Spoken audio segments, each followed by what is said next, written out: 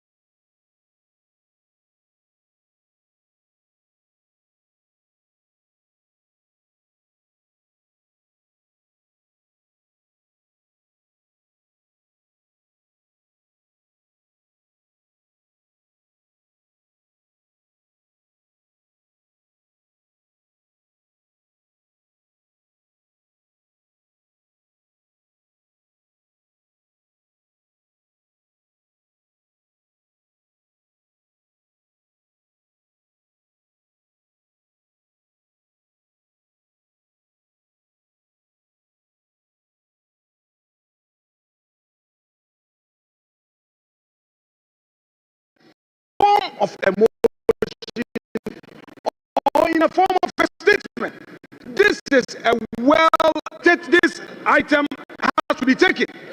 The Deputy Minority Whip and refer to PFM Act on the rules. You didn't know, you didn't say anything against his application on the rules. Mr. Speaker, as the minister is here,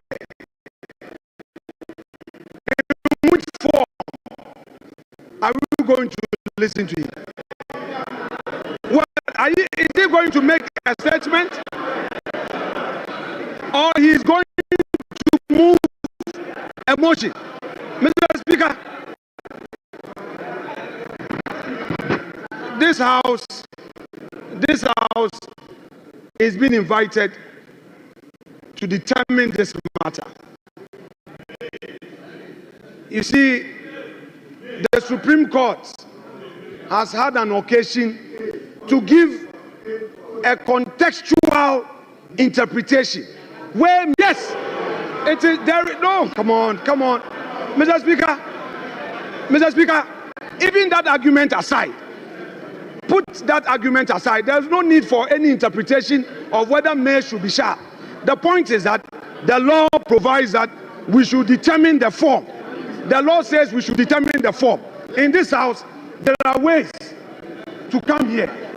You come to make a statement. You come to move a motion. What is the minister coming to do? Is for this house to determine. Is he going to move a motion in accordance with Article 179? Or he's coming to make a statement? And when he makes the statement, what happens? Is it going to be left with a chairman of a finance committee to now move that this house should debate the statement? Mr. Speaker, this is a solid application and he should be applauded for what he's done. Thank you, Mr. Speaker.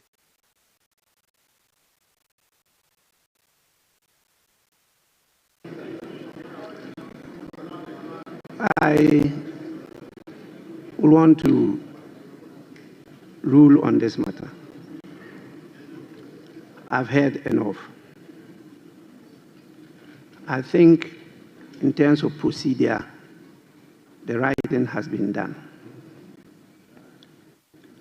the order you quoted clearly states the statement of the estimates of revenue and expenditure of the government. It says what? The statement. And so what they are bringing to us is a statement. And when statements are admitted, they are presented as statements. Now, when you go to 1952, which you refer to, it says the budget statement and economic policy of the government shall be presented to the House by the minister responsible for finance on behalf of or on the authority of the president. That's first. Second, and in a form the House may determine. Honorable Minority Leader, you are not in a shouting battle. Please.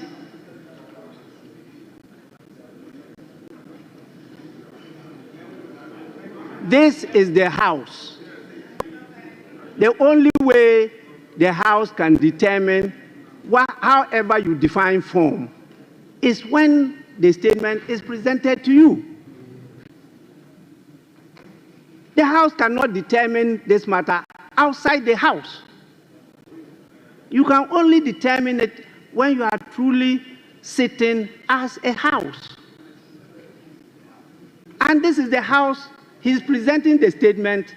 If you decide that you want a form, you define form in any different manner as you are doing, then this is the time when it is presented, you take this opportunity to determine that form you want, different from the earlier forms that we've decided and been practicing.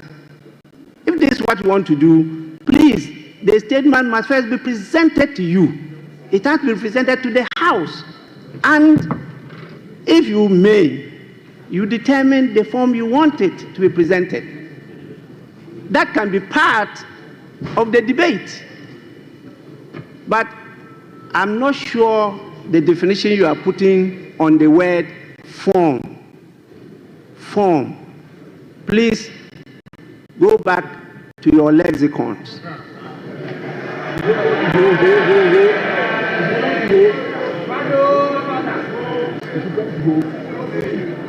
To determine the meaning of form. I think the writing is being done. The statement was admitted. It's been properly captured on the order paper as programmed by the business committee, and the minister is here to present the statement to the House. So the minister may do so. So at honorable members,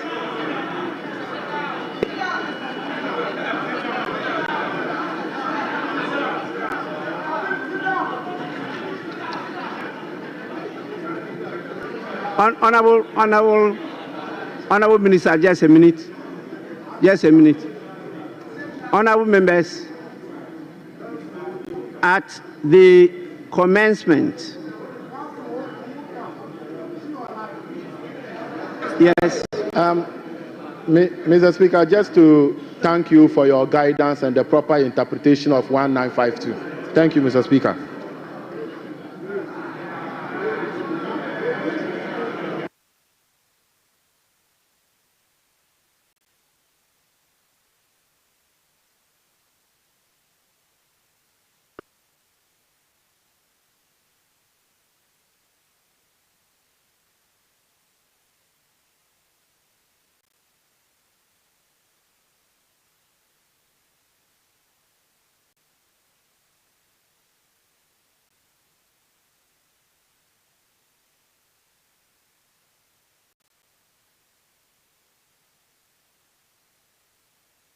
Galamsey for the longest time until I became a Galamsey.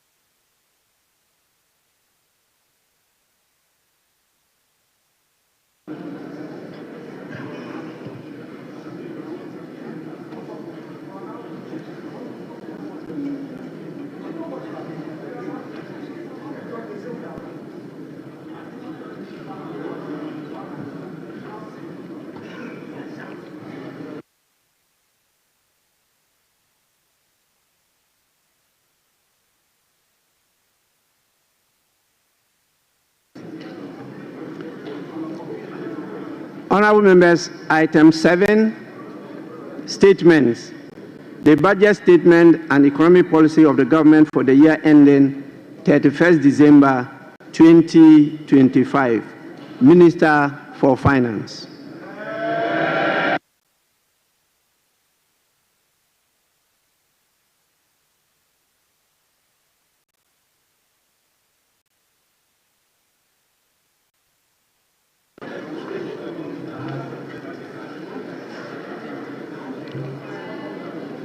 Mr. Speaker, on the authority of His Excellency the President, President John Dramani Mahama, and pursuant to Article 179 of the Constitution and the other paper and the standing orders of the House, Order 1952, and today's order paper, item 7. Mr. Speaker, I present to you the budget statement and economic policy of government for the year ending 31st December 2025. Right Honorable Speaker, today marks a moment of great significance, and I have the singular honor to stand before this House to present on behalf of His Excellency President John Dramani Mahama, following his extraordinary mandate, the maiden budget of his new administration. Mr. Speaker, I'm deeply grateful to His Excellency the President for entrusting me with this responsibility. Respectfully, Mr. Speaker, I also submit to this House the following statutory report as required by law. The 2024 annual report on the petroleum funds in line with Section 48 of the Petroleum Revenue Management Act 2011, Act 815, as amended, Mr. Speaker. Mr. Speaker, I also submit the 2024 Energy Sector Levies Report in accordance with Section 6 of the Energy Sector Levies Act 2015, Act 899. And finally, Mr. Speaker, the 2024 Annual Report on Levy in line with Section 7 of the African Union Import Levy Act 2017, Act 952. Right, Honorable Speaker, with this budget, I will also be seeking a review of the following act to support the policies of government aimed at stabilizing the economy and promoting inclusive growth.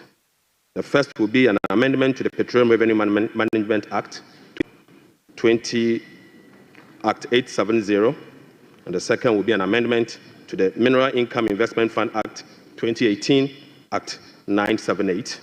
The Speaker, I will also be seeking amendment to the Energy Sector Levies Act 2015, Act 899. I will be seeking amendment to the Ghana Cocoa Board Act, Act 1984, the PNDC Law 81, as amended.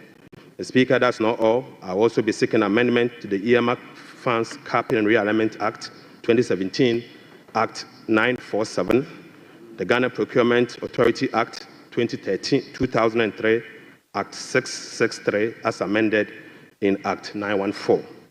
Speaker, I'll be seeking amendment to the Ghana Education Trust Fund Act 2000, Act 581. And finally, Mr. Speaker, I'll also be seeking amendment to the Fiscal Responsibility Act 2018, Act 982, and incorporating into a comprehensive public financial management act. Mr. Speaker, I forgot to add that I will also be seeking amendment to the Revenue Administration Act 2016, Act 915. So, Speaker, we remain committed to the pursuit of our 24-hour economic policy of stimulating economic growth and job creation.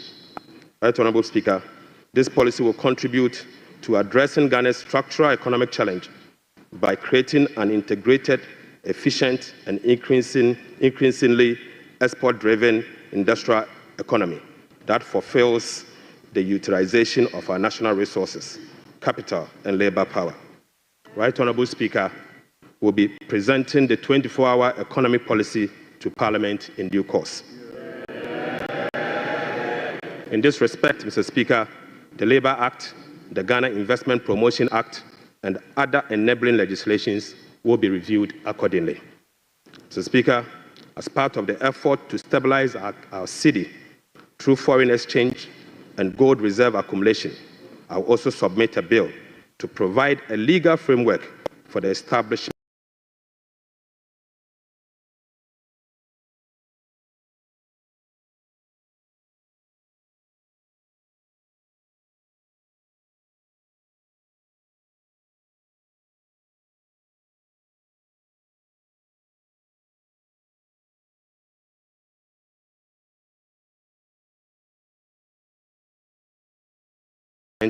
of the Ghana Gold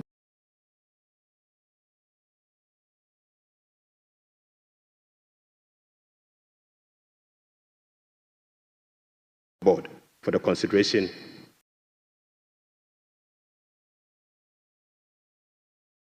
Leader briefly, and now, Mr. Speaker, as Minister responsible of Finance. Right Honourable Speaker,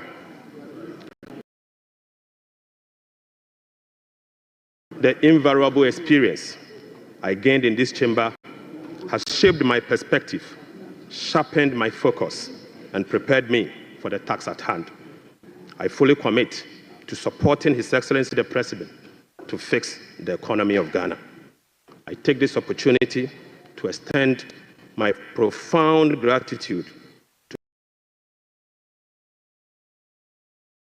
the good people of Ejumako and Yanesiam, my constituents, and to you, Mr. Speaker, and members of this House across the aisle for your unwavering support throughout my years in this chamber. Mr. Speaker, this esteemed House is a sanctuary of rigorous debate, principled cooperation, and at times constructive disagreement, all in the pursuit of greater good of our beloved country.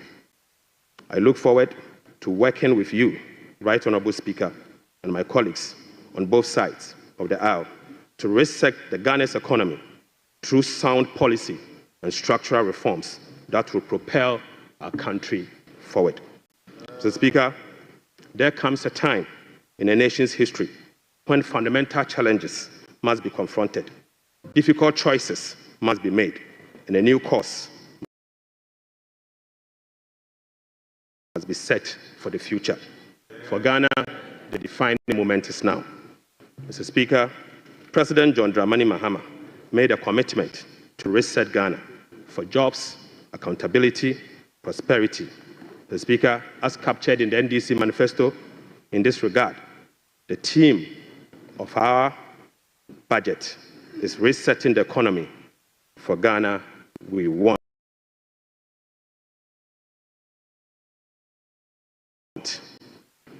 Right Honourable Speaker, the democratic principles we tirelessly fought for are being held. Our democracy has been consolidated with yet another peaceful transition of power. That notwithstanding, our youth face an uncertain future with growing unemployment and hopelessness. This suggests that the dividend of democracy such as economic prosperity and social justice, remains elusive. Mr. Speaker, the choice before us as a country are clear. We can either continue on a path of self-destruction by not confronting the problems, or we can embark on a journey of fundamental reforms and transformation, one that resets our economic model, redefines our priorities, honors our social contract, and provides opportunity for all. Mr. Speaker, luckily, President Mahama has chosen the path of reform and transformation. He will fix the economy. He will restore hope and lead us to build the Ghana we want together. Right Honorable Speaker, this budget was preceded by the National Economic Dialogue on the theme Resetting Ghana, Building the Economy We Want Together, on the 3rd and the 4th of March 2025. Through this consensus-building dialogue, the people demanded a decisive action, real solution to the severe challenges that plagued us as a country. Mr. Speaker, the 2025 budget is a culmination of the true aspirations, felt needs, genuine desires of the people of Ghana, expressed through the engagement with diverse stakeholders. As part of our broad consultation also, ahead of the budget, we recently engaged traders at major trading centers, including the Mokola market, to listen to their concerns, gauge their expectations, and elicit their input. So, Speaker, the extensive consultation revealed that the overriding concern among Ghanaian traders and business community remains price and exchange rate stability.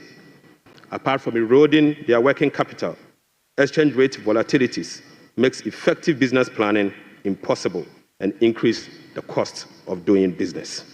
This budget outlines far-reaching measures which will be implemented in close collaboration with the Central Bank, the Bank of Ghana, to effectively and efficiently manage the exchange rate and inflation.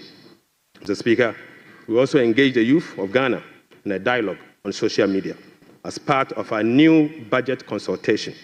Mr. Speaker, during my engagement with the youth, it was revealed that 321 pharmacists who were employed since June 2023 have not received their salaries.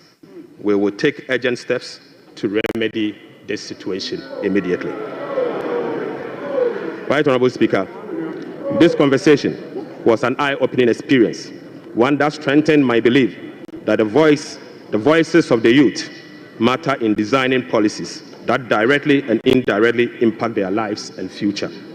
So, Speaker, in the year 2016, I came to this chamber on behalf of the then Minister to deploy a robust public financial management system. Even though, Mr. Speaker, the Public Financial Management Act remains one of the best in the world, its poor implementation has rendered our public financial management systems weak, allowing for abuse and costly infraction. So, Speaker, President Mahama's government is committed to the full implementation of this critical legislation. So, Speaker, accordingly, we will enforce the sanction regime, link contracting and public procurement to budgetary provisions in the medium-term expenditure framework, and seek parliamentary approval for all multi-year commitments as required by law. Mr. Speaker, we will comply with the public procurement process and link them to approved budget. We will also respect the limits of the appropriations as approved by Parliament. We will rationalize the management of the compensation of employees, including conducting headcount across the country. Mr. Speaker, I now turn my attention or my focus to the state of the Ghanaian economy as at 31st December 2025. Right Honorable Speaker, Mr. Speaker, I now focus my attention on the state of the Ghanaian economy as at 31st December 2024. Mr. Speaker, hands on heart, we inherited an economy in deep crisis. Mr. Speaker, an economy hard hit with debt and beset by other fiscal challenges, such as large accumulation of MDRS, energy sector, shortfalls, and financial sector payments. Mr. Speaker, weak commitment control and reckless public spending have reversed the progress made in fiscal consolidation, even under the IMF program that commenced in the year 2023. Mr. Speaker, notwithstanding the gains made under the IMF-supported program that was to achieve through the painful sacrifice of domestic bondholders, external creditors, and taxpayers, the economy remains in distress. Right Honorable Speaker, key performance indicators to be assessed by the IMF staff in the upcoming fourth review of the program, scheduled for April 2025, such as the primary balance on commitment basis, inflation, social protection, and others, as at end 2024, are likely missed. Right Honorable Speaker, in addition, all structural benchmarks due by end December 2024 are also missed. So, Speaker, inflation worsened in the year 2024 from 23.2% in the year 2023 to 23.8% in 2024. So, Speaker, the 2024 end period inflation also exceeded the budget target of 15% by 8.8 percentage points and the IMF central target of 18% by 5.8 percentage points. Unfortunately, this has triggered a discussion with IMF under the monetary policy consultation clause. Right Honorable Speaker, the primary balance on commitment basis worsened from a deficit of 0.2% of GDP in the year 2023 to a deficit of 3.9% in the year 2024. Mr. Speaker, the primary balance on commitment basis target for 2024 was a surplus of 0.5% of GDP. Sadly, the previous government recorded a deficit of 3.9 percentage point of GDP. This presents a slippage of a whopping 4.4 percentage points. Right Honorable Speaker, at the end of December 2024, total central government arrests amounted to 67.5 billion Ghana cedis, representing 5.2% of GDP. The Speaker, with the road sector recording an arrest of 21 billion Ghana cedis. The Speaker, when I assumed office on the 23rd of January 2025, my office was inundated with requests for payment from many contractors and suppliers. To ascertain the total arrests and outstanding payment for all MDAs, the Ministry of Finance decided to formally request all MDAs on the 28th of January 2028 to submit information on all arrests and outstanding claims for validation. Subsequently, Mr. Speaker, the Ministry of Finance held a special hearing with the MDAs to validate the arrests that were submitted for payment. The response from the MDAs and the validation revealed that a staggering amount of 67.5 billion Ghana cedis is owed to government contractors and suppliers. Mr. Speaker, this consists of MDA's outstanding interim payment of invoices worth 49.2 billion and bank transfer advice at the Controller Accountant General worth 18.3 billion Ghana cedis. Mr. Speaker, this 67 billion excludes 1.73 billion US dollars owed to independent power producers. This 67 billion also excludes 68 billion Ghana cedis owned by Electricity Company of Ghana to contractors. Mr. Speaker, this 67 billion US dollars also exclude the 32 billion owned by the Ghana Cocoa Board to contractors. And Mr. Speaker, this 67.5 billion also excludes the 5.75 billion owned by the Ghana Road Fund to various contractors. Right Honorable Speaker, the Bank of Ghana is also seeking an amount of 53 billion Ghana cedis as bailout to be able to address their negative equity challenge that they face. Mr. Speaker, as part of the measures to address these mounting accumulated arrests, we have commissioned an audit of these arrest payments and guarantee value for money before a penny will be paid. Mr. Speaker, before a penny will be paid, we'll commit to do that arrest. Right Honorable Speaker, In addition to the 67.5 billion cedis in arrears, the validation process also revealed that MDAs have awarded contract to the tune of a minimum 194 billion Ghana cedis. Mr. Speaker, this amount represents 16.5% of GDP as at the end of 2024, with the road sector again alone accounting for 100 billion Ghana cedis. Mr. Speaker, most of these contractors and most of these contracts were awarded without commencement certificate and authorization. Mr. Speaker, this is in blatant violation of the Public Financial Management Act 921. Right, Honorable Speaker, let me now update you on our debt service obligations. Mr. Speaker, apart from the huge arrests and commitment, our fiscal situation is further complicated by huge bullet debt service and constrained fiscal financing options. Currently, Mr. Speaker, the government option to finance the budget is limited to only Treasury bill market following the debt restructuring program. Moreover, the forthcoming debt service of both domestic and Eurobond debt obligation will have profound implications for fiscal sustainability and balance of payment. Right, Honorable Speaker, domestic debt service alone, programmed for the next 4 years, is 150.3 billion Ghana cedis. So, Speaker, simply put, the interest and principal payment that will be due for payment beginning now for the next 4 years is 150.3 billion Ghana cedis. This represents 11.6% of GDP in domestic debt service obligation alone.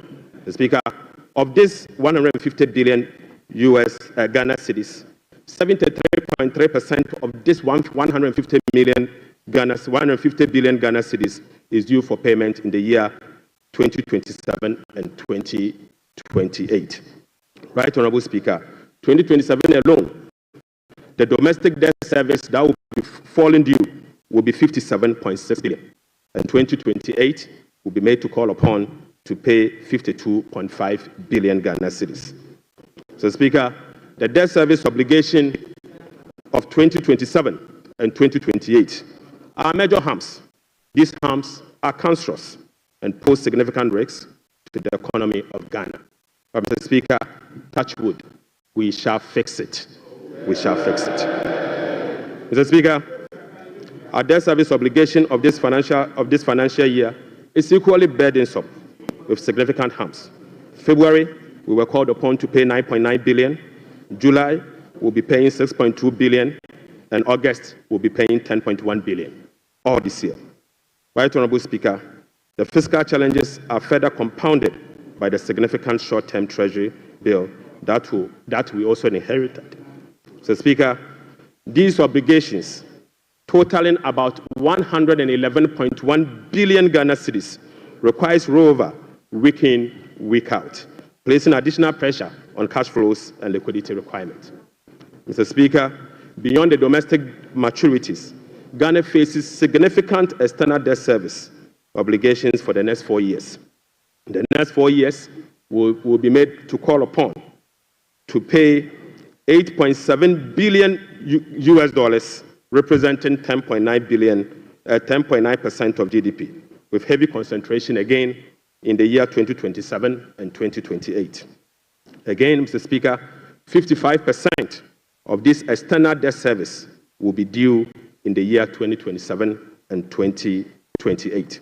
Right, Honorable Speaker, in the year 2027, we'll be made to pay 2.5 billion US dollars, and 2028, we'll have to again pay 2.4 billion US dollars. Right, Honorable Speaker, it seems the debt restructuring undertaken by the previous administration was designed to make 2027 and 2028 debt repayment heavy, sadly. So, Speaker, I don't know how come we sat and allowed that design to happen. So, Speaker, that is cancerous. But I can assure you, we will fix it. Mr. Speaker, in spite of all this upcoming domestic and external debt service obligation, no buffers were built to cushion this unprecedented debt service burden. Mr. Speaker, as of 7 January 2025, the debt service reserve account, the sinking fund in dollar, has a balance of $64,000. Mr. Speaker, when we were leaving office, we left behind $319 million in that same account. Mr. Speaker, the debt service reserve CD account had an amount of 143 million Ghana cedis. Right, Honorable Speaker, when we were leaving office, the balance was 430 million Ghana cedis. Mr. Speaker, I now move you to stalled project. Mr. Speaker, due to the bilateral creditors' debt restructuring that is ongoing and the taken by previous administration, a staggering number of 55 projects have been halted. Mr. Speaker, this leaves a massive amount of $3 billion US dollars in undisbursed loans and about $300 million in outstanding interim payment certificates, IPCs.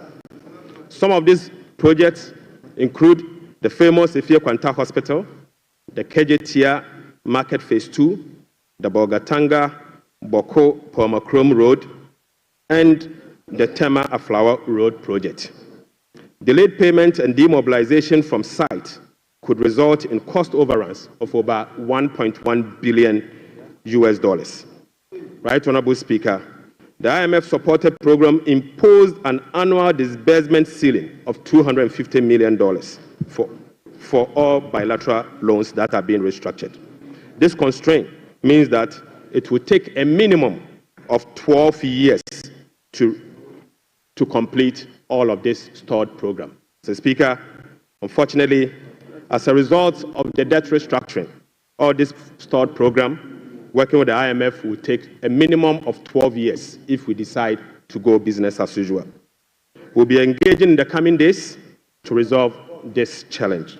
Mr. Speaker, I now take you to the famous energy sector fiscal risk. Mr. Speaker, the increase in energy sector financing shortfall is posing significant risk to the Ghanaian economy. In the year 2024, the Ministry of Finance supported the energy sector with payment of about 20.8 billion Ghana cedis. These resources could have been used for job creation and other development programs, like roads, schools, and hospitals, if the sector inefficiencies were resolved. The Speaker, a recent exercise conducted by the Energy Sector Financing Modeling Team under the Energy Sector Recovery Program, ESRP, revealed that the business-as-usual energy sector financing shortfall has increased significantly to about 35 billion Ghana cedis for the year 2025 alone, even after spending in excess of 20 billion cedis in the year 2024. Right, Honorable Speaker, more importantly, the shortfall for the period 2023 to 2026 has been estimated to be about 140 billion Ghana cedis. The Speaker, this amount is 20 times more than the allocation for goods and service for all MDAs in the year 2025. The Speaker, in addition, the energy sector shortfalls, which relate to current invoices that are largely unpaid legacy arrears due to the independent power producers. So, Speaker, the legacy arrears stood at $1.73 billion US dollars as at end 2024. Right, Honorable Speaker, the cocoa sector, which has long been the backbone of the Ghanaian economy, is sadly on its knees, owing to gross mismanagement. Mr. Speaker, the sector faces declining output and financing challenges, characterized by unsustainable debt, rollover cocoa contract risk, and quasi-fiscal expenditures, including cocoa roads, which, Mr. Speaker, is a non-core function of the Ghana Cocoa Board. Right, Honorable Speaker, cocoa production has dropped by nearly 50% over the past 3 years. In the year 2023-2024 crop season, Cocoa Board was unable to supply 330,000 tons of cocoa to meet its contractual obligation. This sharply decline has affected the finances of Ghana Cocoa Board. This undersupply has been rolled over for subsequent years for the new administration to pay. So, Speaker, These 2023 to 2024 forward sales contracts, locked in at lower prices than the current market rates, have resulted in revenue losses of about $840 million for both Ghana Cocoa Board and the impoverished cocoa farmer. Right Honorable Speaker, the rollout cocoa contract has resulted in a loss of $495 million for the year 2025 alone. Mr. Speaker, these are the risks in relation to the market price differentials and as a result, costs causing the smuggling that we see with Ghana Cocoa Board. Mr. Speaker, Cocoa Board outstanding debt amount to 32 billion Ghana cedis, of which 11.92 billion is due to be paid in the year 2025. Outstanding cocoa road contracts reached 21 billion Ghana cedis, approximately $1.3 billion in the year 2024, of which only 4.4 billion has been accounted for in Cocoa Board's finances for the year 2025. Mr. Speaker, the financial sector still struggles, even after spending 30.3 billion in the financial sector cleanup exercise by end 2024. This includes 26.9 billion Ghana cedis after spending this amount in the banking sector. Mr. Speaker, as we speak, the financial sector is still struggling, and the financial sector will require 10.45 billion Ghana cedis to address the financial sector legacy issues and emerging risk. In addition, Mr. Speaker, an amount of 2.2 billion Ghana cedis is required to fully capitalize the National Investment Bank and the Agricultural Development Bank of Ghana. Mr. Speaker, I will also update the House on the fiscal performance for the year 2024. Mr. Speaker, the fiscal performance in the year 2024 was characterized by improved revenue collection, but with significant expenditure overruns. In addition, large arrests were accumulated over the period. Mr. Speaker, in summary, the provisional data shows the following. 1. Primary balance on commitment basis, the key fiscal anchor of the IMF program, worsened from a deficit of 0.2% of GDP at the end of 2023 to a deficit of 3.9% of GDP at the end of the year 2024. This is 4.4 percentage points worse than the target surplus of 0.5% of GDP. Sadly, Mr. Speaker, on cash basis, Mr. Speaker, the primary balance was a deficit of 1.2% of GDP against a target of 0.6% of GDP, representing a 100% deviation. Mr. Speaker, the overall fiscal balance on commitment basis for 2024 was a deficit of 7.9% of GDP against a target of 4.2% of GDP, while the overall fiscal balance on cash basis was a deficit of 5.2% of GDP against a target of 5.3% of GDP. Total revenue and grant amounted to 186.6 billion Ghana cedis, or 15.9% of GDP, 5.3% above the revised target of 177.2 billion Ghana cedis, or 17.4% of GDP. The performance was mainly driven by higher than programmed oil and gas receipt and higher non-oil tax revenue collection. Total expenditure on commitment basis, including discrepancies, amounted to 279.2 billion, or 23.7% of GDP. This is 27.1% above the budget provisions of the year 2024, Mr. Speaker. The primary balance on commitment basis, including discrepancies, amounted to 232.4 billion, or 19.8% of GDP. This is 35.3% above the target of 171.7 billion, or 16.8% of GDP. Unfortunately, Mr. Speaker, all expenditure lines exceeded their respective target for the period, except for interest payments, goods and service, and other expenditures. Right Honorable Speaker, the discrepancies for the year 2024 being unclassified expenditure was 3.8 billion Ghana cedis as compared to 12.9 billion Ghana cedis in the year 2023.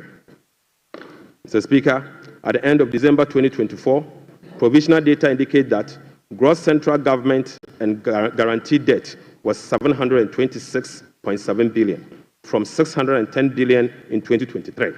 This represents 61.8% of GDP in 2024, compared to 68.7% in the year 2023. Mr. Speaker, it is instructive to note that the debt to GDP ratio and the dollar component of our debt that has come down, that has reduced, is as a result of the 37% haircut on principal of Eurobond debt under the debt restructuring. Mr. Speaker, it is important to know that. Mr. Speaker, Right Honorable Speaker, it is instructive to note that the debt to GDP that has reduced is as a result of the 37% haircut on principal and interest that were given to Eurobond bondholders. So, Speaker, you may recall that the government commenced the debt restructuring program in the year 2022 to restore debt sustainability and economic stability. As of now, the restructuring process is approximately 93% completed. The remaining 7% relate to debt of $2.7 billion owed to commercial creditors. We are committed to completing the remaining debt restructuring as soon as possible. So, Speaker, real sector development in the year 2024. Right Honorable Speaker, provisional 2024 GDP statistics published by the Ghana Statistical Service on the 10th of March 2025 shows that overall real GDP growth increase. So, Speaker, at the end of increased to 5.7% in the year 2024. So, Speaker, I take that again. The Speaker, provisional 2024 GDP statistics published by the Ghana Statistical Service on the 10th of March 2025 show that overall GDP growth grew by 5.7% of GDP in the year 2027, compared to the growth rate of 3.1% recorded over the same period. Mr. Speaker, the key driver of this growth was largely coming from gold mine. Mr. Speaker, including Galamsey. Including Galamsey. Mr. Speaker, Galamsey growth cannot be sustainable. Mr. Speaker, non-oil GDP growth. Mr. Speaker, the non-oil GDP grew by 0.6% in the year 2024, compared with the growth rate of 3.6% recorded in 2023. Mr. Speaker, the gross international reserves increased to a stock position of $8.98 billion at the end of 2024, and was enough to cover 4 months of imports, exceeding the target of a floor of 3 months of import cover. At the end of 2024, the currency had depreciated by 19.2% against the US dollars, 17.8% against the euro, against the British pound, so, Speaker, and it had depreciated by 13.7% against the euro. The Speaker, Right Honorable Speaker, it is what it is. The state of our economy is troubling, but we will fix it. Mr. Speaker, touch wood, we will fix it. But, Mr. Speaker, it will require some sacrifices, truthfulness, transparency, and discipline. We will take strong measures to confront the situation head on. Mr. Speaker, the sacrifice must come from all stakeholders, beginning with the government. Mr. Speaker, His Excellency the President appreciates this and has led the charge by significantly downsizing his government from the Elephant 88 to the Umbrella 60. Mr. Speaker, he has also reduced the number of his government ministries from the Elephant 30 to the Umbrella 23. Mr. Speaker, as part of the contribution to the resetting agenda, organized labor has followed suit by working with government and employers association to agree on a modest 10% increase in base pay and minimum wage for the year 2025. Right Honorable Speaker, on behalf of His Excellency the President, I would like to express my profound gratitude to organized labor and employers. Mr. Speaker, ordinary Ghanaians have also sacrificed by enduring the negative impact of severe currency depreciation since 2022. Hyperinflation, high food inflation, principal and interest haircut, soaring interest rates, among others. Mr. Speaker, it is now time for the people's representative, the members of parliament, and the judiciary to also follow suit. I would like to call on all other stakeholders, including the business community, faith-based organizations, academia, and civil society to support this national call. So, Speaker, our immediate task is to reset our nation, to restore good governance, reduce the excruciating suffering of our people, and set our country on a trajectory of economic transformation. So, Speaker, our vision is to build a prosperous and a democratic state, anchored on the principles of freedom and justice, providing equal opportunities for all. So, Speaker, through this vision, we will work together to build the Ghana we want. Right Honorable Speaker, the resetting agenda will be anchored on the following. 1, restoring hope in our democracy, renewing trust in public officials, and helping every Ghanaian attain their full potential. Offering a trusted hand to the vulnerable, particularly women and youth, and creating a new Ghana for coming generations. And finally, stimulating demand by patronizing made-in-Ghana goods under the 24-hour economy. Mr. Speaker, today I came to this chamber with made-in-Ghana bag, signifying, Mr. Speaker, with made-in-Ghana bag, Mr. Speaker, I would like to first present, Mr. Speaker, they don't know that in Ghana we sew suit. Right, Honorable Speaker, I would like to first present the government's immediate and strong measures to address the current challenges we are confronted with, followed by the medium-term vision, policy objectives, and targets. Right, Honorable Speaker, consistent with Section 14 of the Public Financial Management Act 2016, Act 911, the fiscal policy objectives of this government is to support the economic transformation agenda to ensure the macroeconomic stability of the country within the macroeconomic and fiscal framework. More specifically, the fiscal policy objective of the government include the following: rationalizing government expenditure and eliminating wasteful expenditures, optimizing domestic revenue mobilization through broadening of tax base, increased non-tax revenue collection, adopting enhanced tax compliance measures, and modernizing the tax administration through digital technology. Mr. Speaker, we will also increase the share of domestic expenditure to spur economic growth and job creation.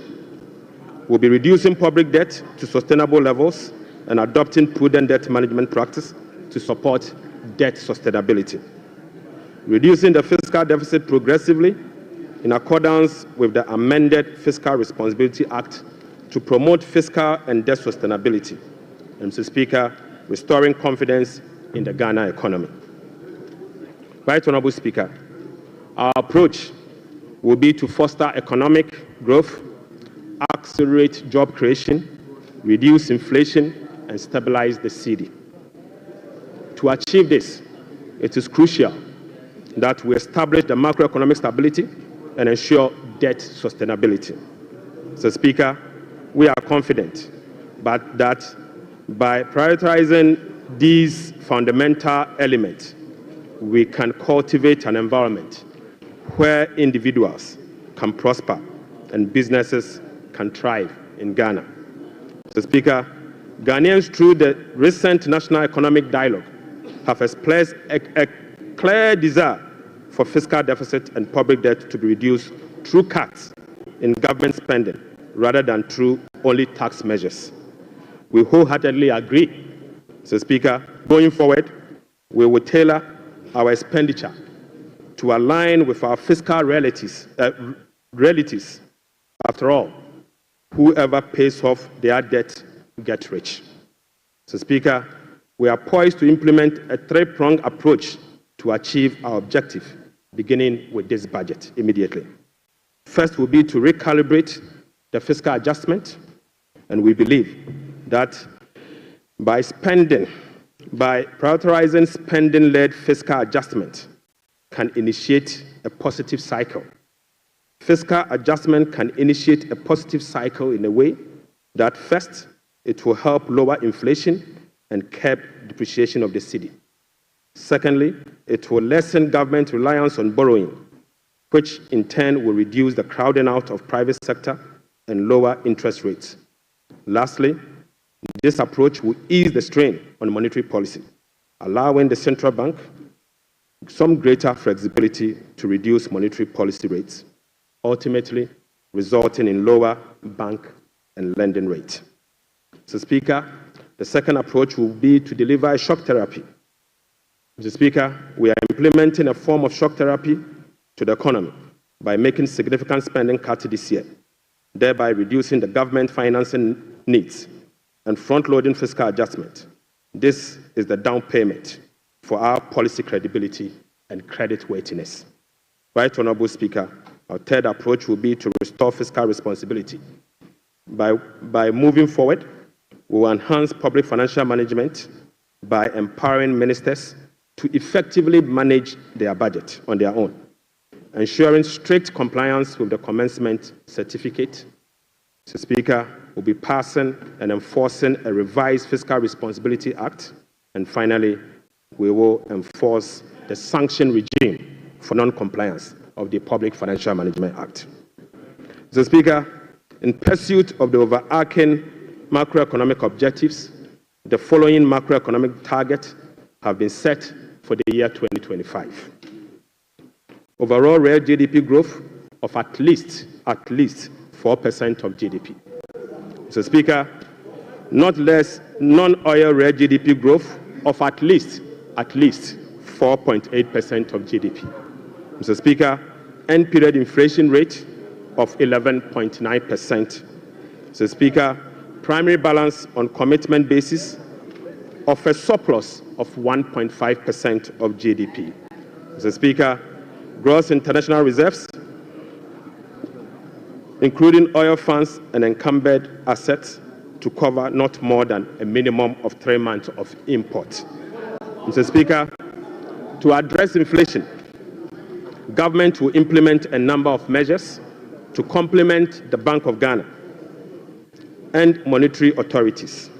Mr. Speaker, the measures to stabilize the exchange rate include the following. We will be establishing the Ghana Gold Board to enhance the generation of accumulation of forex to support the stability of the Ghana cedi. The Bank of Ghana will continue to implement its FX forward auction to support the stability of the Ghana cedi. Government strong fiscal consolidation through the reduction in public sector spending and the fiscal deficit will reduce the pressure on the exchange rate. Mr. Speaker, our import substitution drive under the 24-hour economy involving domestic production of key products originally imported will reduce imports and related FX requirements, boding well for FX stability. Right Honorable Speaker, we are addressing the inflation problems through a number of measures, including the following. First, specific interventions, including the Agriculture for Economic Transformation agenda, is expected to increase food production and reduce food inflation. Government will implement policies that target items with large weight in the CPI basket, such as transportation and utility, to reduce their prices. Mr. Speaker, our aggressive fiscal consolidation drive aimed at reducing the fiscal deficit and borrowing will contribute significantly to reducing inflationary pressures. Right Honorable Speaker, our strategy to improve exchange rate stability will reduce imported inflation and fuel prices. And Mr. Speaker, the Bank of Ghana will maintain an appropriate monetary policy stance and use its liquidity management interventions to support the disinflation process.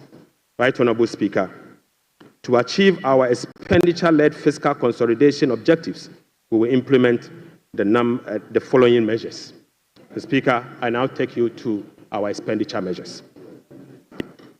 Mr. Speaker, the following expenditure measures will be implemented in 2025 and the medium term to support fiscal consolidation agenda.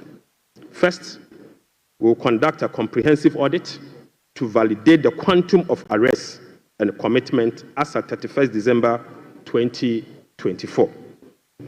Mr. Speaker, the mandatory use of blanket purchase order to capture multi-year commitment contracts in line with our medium-term expenditure ceilings will be implemented. We will amend the Public Procurement Act to provide for an independent value for money office to scrutinize government procurement. Mr. Speaker, we will also work with Parliament to amend the Public Procurement Act to make commencement certificate and budgetary provision a prerequisite for all procurement that will be paid by the central government. Mr. Speaker, we will fully integrate GANEPS and GIFMIS to ensure that only MDA's projects and purchase orders that have approved budget and allotment can obtain procurement approvals. Mr. Speaker, we will operationalize the compliance desk at the Ministry of Finance to monitor reports on commitment and arrest accumulation. Mr. Speaker, aside that, we will publish a PFM league table for compliance purposes. We will strictly enforce sanctions under the sections 96 to 98 of the Public Financial Management Act for breaches of the PFM Act, specifically those that relate to arrest accumulation and commitment control. Right Honorable Speaker, we will cut waste and we will cut it very deep. Mr. Speaker, in this regard, we have selected expenditure items including the Ghana Cares, the USTAT, One District, One Factory for complete elimination. Mr. Speaker, we will reassign the functions of development authorities such as Coastal Development Authority, the Northern Development Authority, the Middle Belt Development Authority to the district assemblies and do away with the development authorities. So, Speaker, we will amend the Petroleum Revenue Management Act to allocate all ABFA resources for infrastructure use, not for goods and services, but for infrastructure use. So, Speaker, the National Health Insurance will receive full allocation under the earmark funds capping and realignment act. So, Speaker, the road fund will receive full allocation under the earmark fund and capping and realignment act.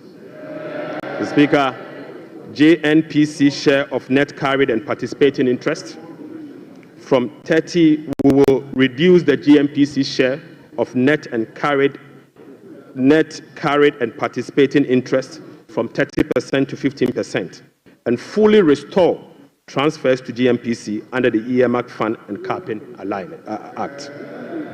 Right Honorable Speaker, we'll be amending the Mineral Income and Investment Fund Act to ensure that 80% of the royalties originally maintained by MIF is transferred to the Consolidated Fund for Infrastructure Development. Right Honorable Speaker, we will strengthen social protection through the implementation of new interventions such as the no academic fee policy for all first-year students in public tertiary institutions under the No Fee Stress Initiative. Mr. Speaker, it also includes the free tertiary education for persons with disability, free primary health care, the Ghana Medical Trust Care, otherwise known as Mahama Care, and free sanitary pads for schoolgirls. Mr. Speaker, to address the energy sector challenges, including reducing the quantum of large energy sector shortfalls, the following energy sector recovery program interventions will be implemented this year. First, Mr. Speaker, ECG and NEDCO will implement a number of measures, including metering and implementation of private sector participation. Mr. Speaker, we will also implement the liquid fuel to gas swap through an increase in N-gas supply from 60 mmSC per day to 100 mmSC to take advantage of cheaper gas prices and others. Mr. Speaker, we will complete the IPP capacity renegotiation to generate some savings through negotiated lower fixed capacity charges and variable O&M charges. Mr. Speaker, as agreed with the IMF by the previous administration, we will implement the following ESRP measures to achieve the structural benchmark of the IMF program. Mr. Speaker, PURC will continue to implement the quarterly tariff adjustment to reflect changes in inflation, exchange rate, and generation mix. Mr. Speaker, PURC will also undertake a major tariff adjustment, which will be due in fourth quarter of 2025, to reflect capacity charges, additional liquid fuel usage, and additional CAPEX. The weighted average cost of gas will be increased from the current $7.80 per MMBTU to $8.45 to reflect the increased prices of natural gas as well as the changes in the supply mix. Mr. Speaker, the subsidy on weighted average cost of gas granted to some ceramic companies through the discounted industrial development tariff will be reversed. Mr. Speaker, I now take you to the revenue measures. Mr. Speaker, in proposing some revenue measures to achieve the 2025 fiscal target for your consideration, I'll first take you to the IMF requirement. Mr. Speaker, this measures is inconsistent with our commitment under the IMF-supported program to observe a non-oil tax revenue effort of 0.6% point of GDP annually as part of the measures to improve domestic revenue mobilization and achieve our debt sustainability target over the medium term. Right, Honorable Speaker, despite our commitment to increase the non-oil tax revenue by 0.6%, we have programmed the following nuisance taxes for removal in line with our manifesto promise. Mr. Speaker, we will abolish the 10% withholding tax on winning from lottery, otherwise known as the betting tax. Mr. Speaker, we will abolish the electronic transfer levy, e-levy, of 1%.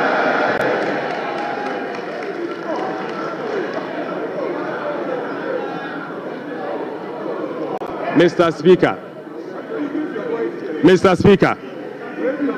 we will abolish the 10% withholding tax on betting. We will abolish the electronic transfer levy, e-levy, of 1%. We will abolish the emission levy, otherwise as in Wusie tax.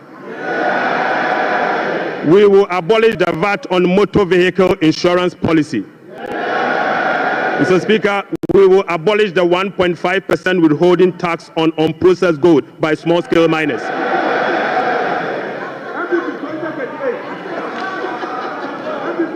Mr. Speaker, the removal of these taxes will ease the burden on households and improve their disposable income.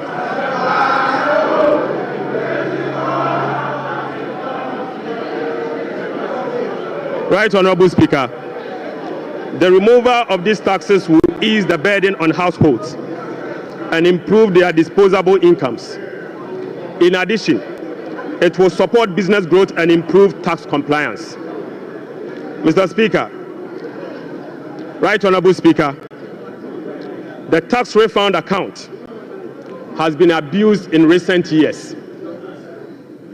In the last 8 years, a study revealed that 29.1 billion Ghana cedis had accrued to the tax refund account, with only 12.5 billion Ghana cedis, representing 43% of the total accrued amount, being used for tax refund purposes.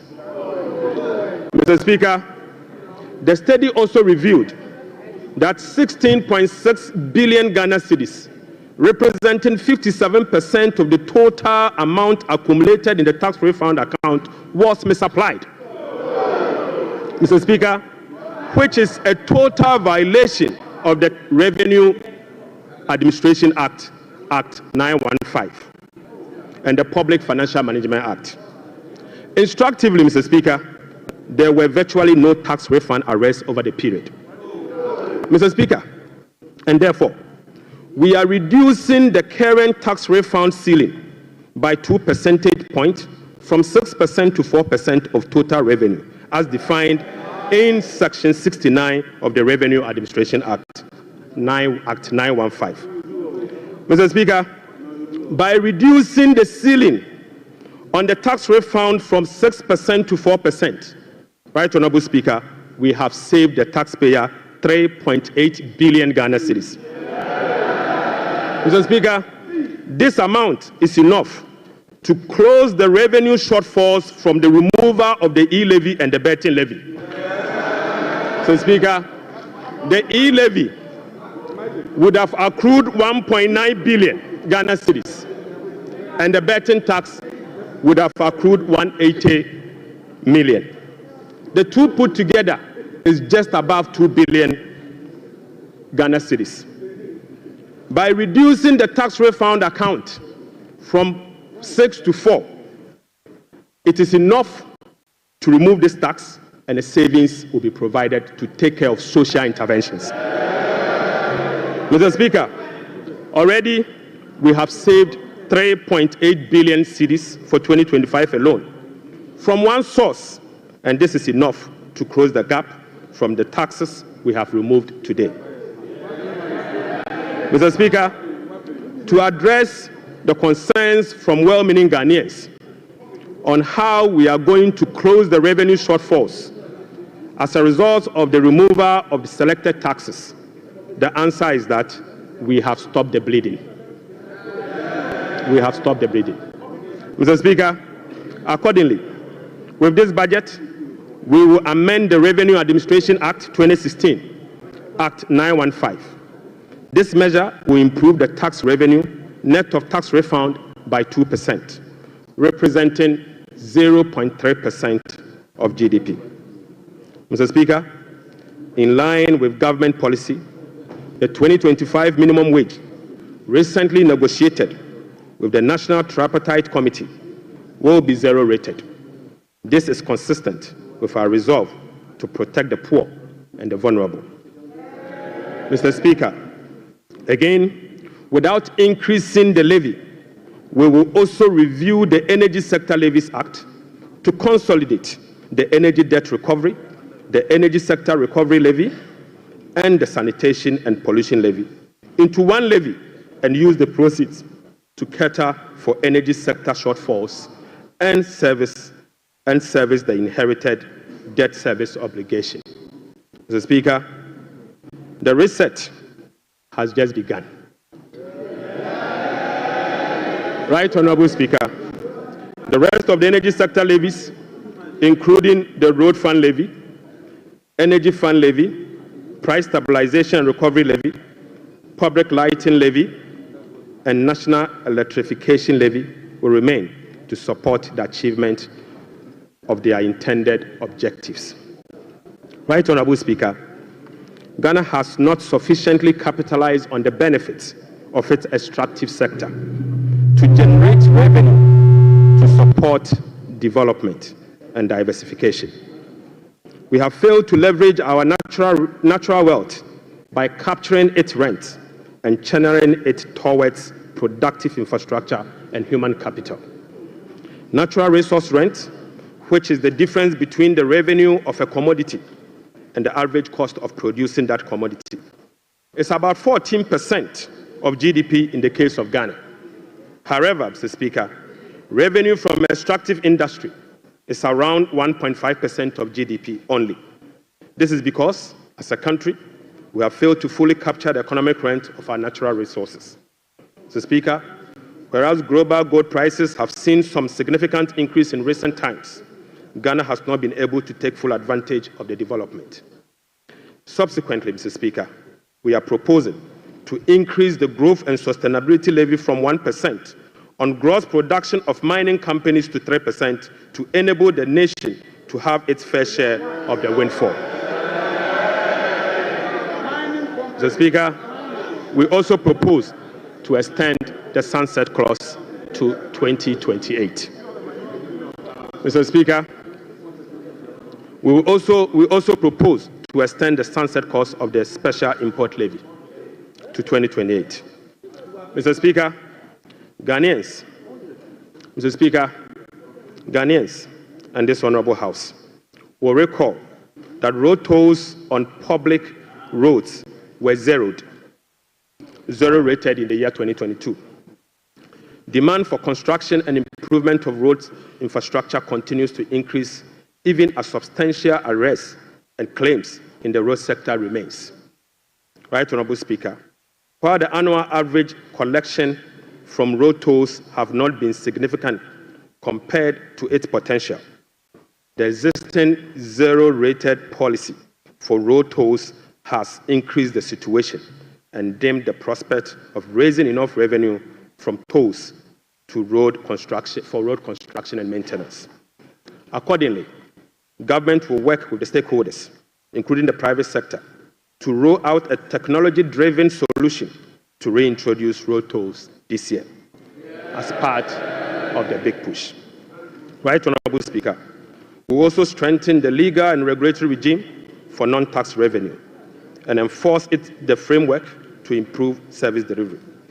This will be achieved through the introduction of an overarching non-tax revenue legislation, amendment of existing relevant laws, and the development of a national non-tax revenue strategy and policy. Mr. Speaker, as part of the reforms to improve other non-tax revenue streams, government will explore the operationalization of a regulatory framework for collection, management, and reporting of property rates consistent with our medium-term revenue strategy 2024 to 2027 and the Local Government Act. Mr. Speaker, we believe that the local authorities must be given the opportunity to collect their own property rates. Mr. Speaker, the current compliance rate for SMEs and personal income tax is below 30%, which is extremely low. Government will embark on an aggressive and sustained tax education campaign in the next 2 to 3 years to ensure improved compliance and tax revenue mobilization.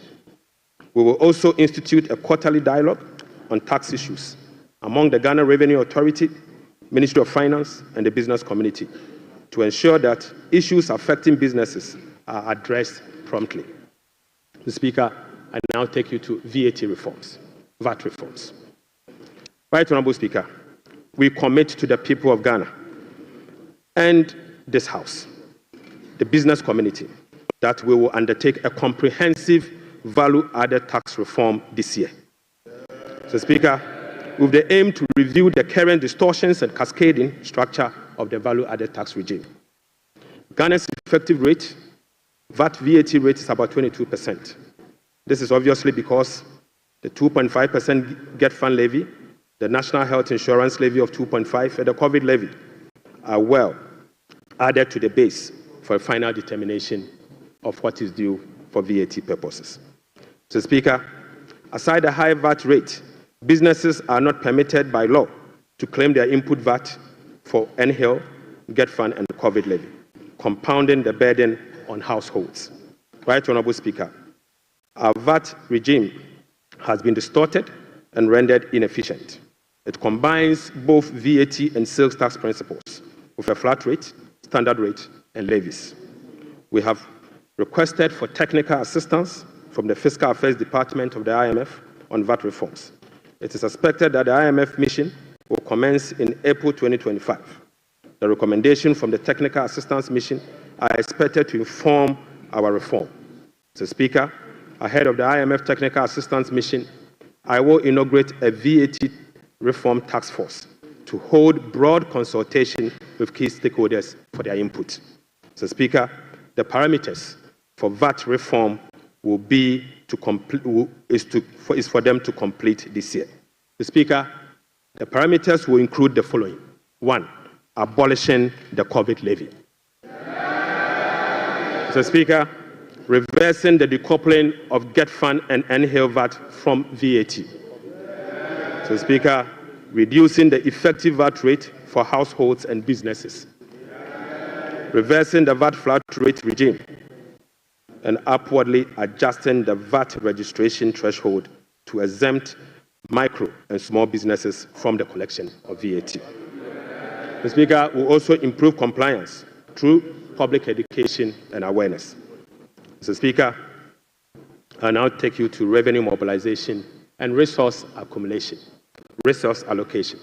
Mr. Speaker, total revenue and grant for 2025 is projected at 223.8 billion Ghana cedis, or 17.2% of GDP, up from 186.5 billion, or 17.4% of GDP. The projection is underpinned by non-oil revenue measures, which are expected to yield at least 0.6% of GDP. Mr. Speaker, total expenditure on commitment basis for 2025 has been programmed at 269.1 billion, representing 20.7% of GDP, down from 279.2 billion, which is 26% of GDP in the year 2024. Primary expenditure on commitment basis is projected at 204.7 billion Ghana cedis, representing 15.8% of GDP, which is a significant decline from 232.4 billion, representing 21.7% of GDP in the year 2024. Mr. Speaker, based on the resource allocation from 2025 fiscal year, the total appropriations for the year ending 31st December 2025 is 290,971,212,435 billion Ghana cedis. Mr. Speaker, budget financing. Right Honorable Speaker, based on the estimate for total revenue and grant and total expenditure, the projected overall balance on commitment basis is a deficit of 43.8 billion Ghana cedis, equivalent to 3.1% of GDP. The corresponding primary balance on commitment basis is a surplus of 20.3 billion Ghana cedis, equivalent to 1.5% of GDP. On cash basis, Mr. Speaker, overall balance is a deficit of 56.9 billion Ghana cedis, equivalent to 4.1% of GDP. The corresponding primary balance on cash basis is again a surplus of 7.3 billion, equivalent to 0.5% of GDP. Right Honorable Speaker, the cash deficit of 56.9 billion is expected to be financed from both foreign and domestic sources. The total foreign net financing will amount to 21.4 billion Ghana cedis. Foreign financing will include a provision for financing from IMF ECF program disbursed of 720 billion Ghana cedis and the World Bank Development Policy operations of 600 million Ghana cedis. The residual net domestic financing will amount to 36.9 billion, representing 65% of total financing for 2025. This is expected to be sourced from the issuance of debt at the short end of the domestic market and opening of the domestic market. Mr. Speaker, the government will take steps to reopen the domestic bond market to extend the maturity profile. The reopening will be executed cautiously to establish large-size benchmark bonds that will enhance market liquidity. Right Honorable Speaker, further is to reduce the risk on debt portfolio of government, and we will build cash buffers to support effective implementation of the liability management strategy. Mr. Speaker, this will help smoothing the redemption profile and mitigate refinancing risk associated with Ghana's debt portfolio. Mr. Speaker, the government in 2025 and the medium term will implement liability management operations to manage the risk embedded in the Eurobond debt profile. Right Honorable Speaker, beginning 2025, we will commence the operationalization of Section 37 to Section 44 of the Public Financial Management Act 2016. Mr. Speaker, in doing so, we will be building sufficient buffers in the sinking fund as a landmark reform to manage our public debt. Right Honorable Speaker, I'm pleased to report to the House that following our proactive fiscal management strategy, in our engagement with the market, this management strategy has yielded sufficient dividend. Mr. Speaker, on the 7th of January 2025, the NDC government inherited a 91-day Treasury bill rate of 28.19%. Mr. Speaker, just 2 months into this administration, we have successfully reduced this rate to 17.72% as at last Friday. Mr. Speaker, this represents a reduction of over 10%. In other words, 1,047 basis points in just 2 months. Mr. Speaker, similarly, on the 7th January 2024, we inherited a 182-day Treasury bill rate at 28.92%. We have again successfully reduced that rate to 18.97% as at Friday, 7th March 2025. This represents a reduction of 995 basis points in only 2 months. The Speaker, again, on the 7th of January 2025, we inherited a 364-day Treasury bill rate of 30.15%. We have successfully reduced this rate to 19.93% as at Friday, 7th March 2025. Mr. Speaker, this represents a reduction of 1,022 basis points in just 2 months. Mr. Speaker, on average, rates have fallen by over 1,000 basis points, signifying a strong investor confidence, crowding in the private sector, reducing the cost of doing business, and overall acceptance of economic policies of President John Dramani Mahama, ultimately laying the groundwork for sustained macroeconomic stability. It has been done already. Mr. Speaker, Right Honorable Speaker, the key policy intervention to support economic transformation and job creation agenda include the following. Mr. Speaker, the 24-hour economy aimed at stimulating economic growth by creating an enabling environment for businesses and institutions to operate 24/7 in 3 shifts of 8 hours each to boost production, promote productivity, and generate well-paying jobs. We will be presenting the policy to Parliament in due course for consideration. Accordingly, Mr. Speaker, the Labour Act, the GIPC Act, and other enabling legislations will be reviewed to support the 24-hour economy policy. Right Honorable Speaker, we'll roll out the implementation of the $10 billion Big Push policy for strategic infrastructure development to open up the country and drive sustainable economic growth. Right Honorable Speaker, the Ghana Gold Board will be established in the course of the year and as soon as possible. So, Speaker, we will stabilize the Ghana cedi and provide stability to the macroeconomy. We will implement an economic transformational agenda underpinned by structural reforms anchored on promoting modernized agriculture, agribusiness, and value addition for import substitution, export, and job creation. Mr. Speaker, we will complement monetary policy with fiscal and real sector policies to reduce inflation. Food inflation will be reduced through the implementation of the Agriculture for Economic Transformation agenda anchored on our 24-hour economy.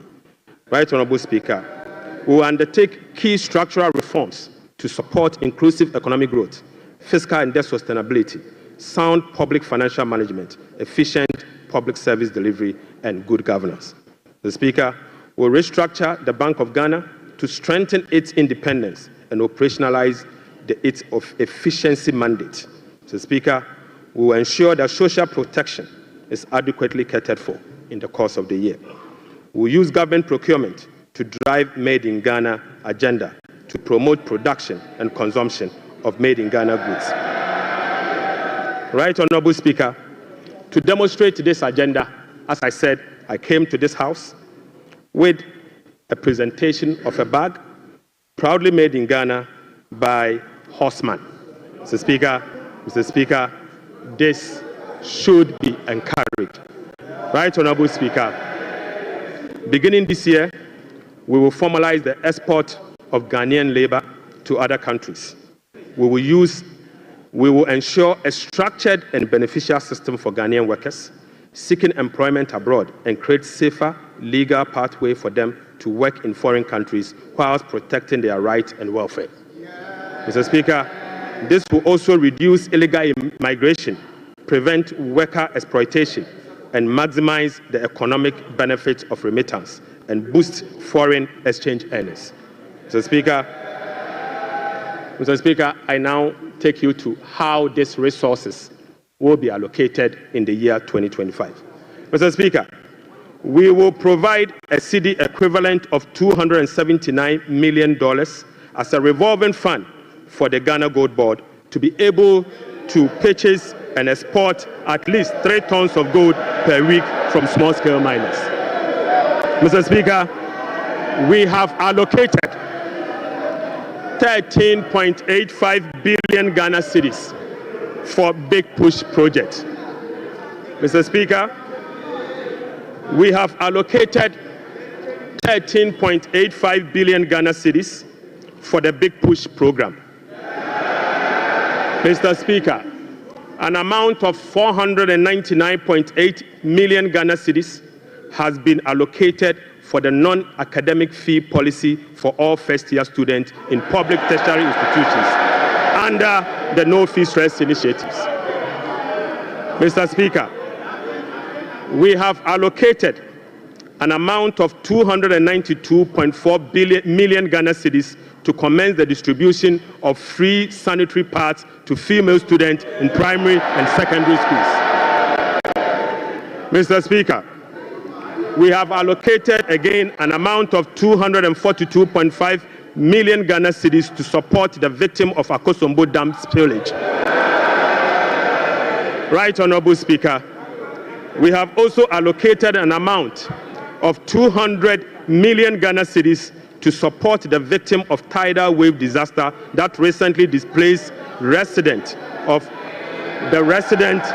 in certain part of K2 South constituency. Mr. Speaker, the overarching concern about free secondary education has been its quality and the absence of dedicated sources of financing. His Excellency President John Dramani Mahama has resolved it. Mr. Speaker, let me take this again. The overarching concern about free secondary education has been its quality and the absence of a dedicated sources of funding. His Excellency President John Dramani Mahama has resolved the funding challenges by uncapping the GET fund. Mr. Speaker, this makes available dedicated funding for full financing of free senior secondary school education and free tertiary education for persons with disability. Mr. Speaker, Therefore, Capping and Realignment Act will be amended to uncap the Ghana Education Trust Fund. Mr. Speaker, this year, the budget for free senior secondary school education program is 3.5 billion Ghana cedis. By uncapping the GET fund, we will be making available an additional 4.1 billion Ghana cedis specifically for financing free secondary education program and other related expenditures. Mr. Speaker, aside the uncapping of GET fund, we have also absorbed the debt service made up of interest and principal from the Dache bond that GET fund contracted. Right, Honorable Speaker, we have also allocated an amount of 564.6 million Ghana cedis for the provision of curriculum-based textbooks covering the following. 1. 4 sets of KG books and workbooks for about 2.8 million learners. Mr. Speaker, we have also provided for 4 sets of primary textbooks for about 800,000 learners. Mr. Speaker, we have also provided for 9 sets of SHS textbooks for about 540,000 learners. Right, Honorable Speaker, under the school feeding program, budgetary provision has been increased from the 1.3 billion Ghana cedis last year to 1.78 billion Ghana cedis. Mr. Speaker, representing a 33% increase. The allocation for 2025 reflects an increase in feeding costs per meal, per child, from the 1 cedi 50 pesos to 2 cedis, representing 33.3%. Mr. Speaker, the government has also allocated 145.5 million Ghana cedis to the capitation grant, up from 84 million Ghana cedis in 2024. This is an increase of 73.4% over the previous year. Mr. Speaker, we have also allocated 203 million Ghana cedis for the payment of teacher training allowances and another 480 million Ghana cedis to nursing training allowances. Mr. Speaker,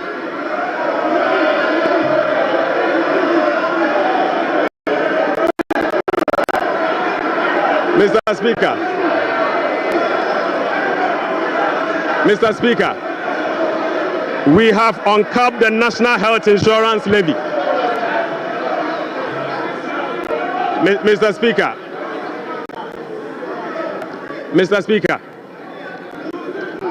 we have uncapped the National Health Insurance Levy. An amount of about 10 billion Ghana cedis has been programmed for the National Health Insurance Scheme. And this amount is expected to be used for the following: claim payments, essential medicine, vaccine payment, free primary health care, the Ghana Medical Care Trust, Mr. Speaker, and bridging the USAID financing shortfall. Mr. Speaker, in the year 2025, government will continue to implement reforms and increase budgetary allocation to enhance the implementation of 4 targeted social protection programs, namely National Health Insurance, the LEAP program, the school feeding program, and the capitation grant.